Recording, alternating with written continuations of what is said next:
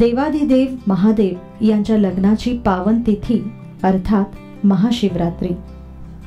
शंकर पार्वतीच्या लग्नाचा उत्सव आपल्याकडे मोठ्या उत्साहात साजरा केला जातो।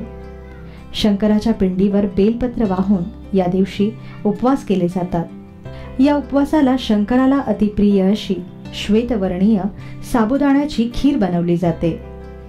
या उपवासाचे औचित्य साधून आपणही आज बनवूया उपवासाची साबुदाणा खीर।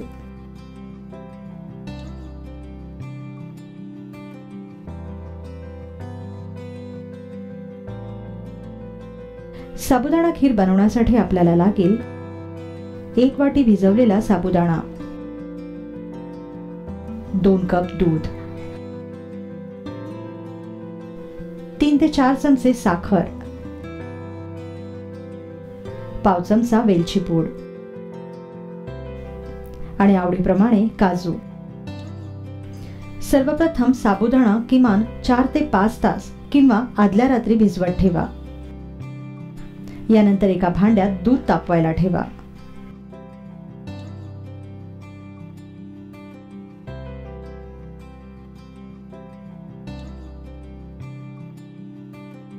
दुधाला उकळी फुटली की त्यात भिजवलेला साबुदाणा घाला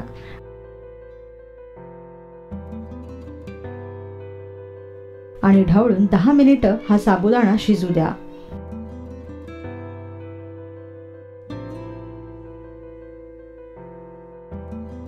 साबुदाणा शिजला की तो पारदर्शी होतो, त्यावरून समजावे की साबुदाणा शिजलाय। आता शिजवलेल्या साबुदाण्यात साखर घाला आणि याची एक उकळ काढून घ्या।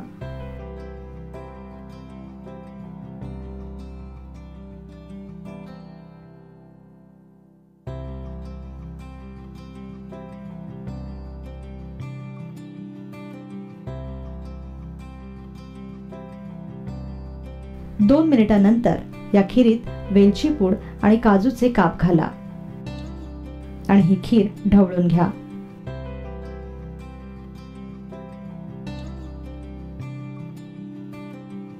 सर्वात अखेरीस पळीभर तूप घालून ही खीर नीट ढवळून घ्या।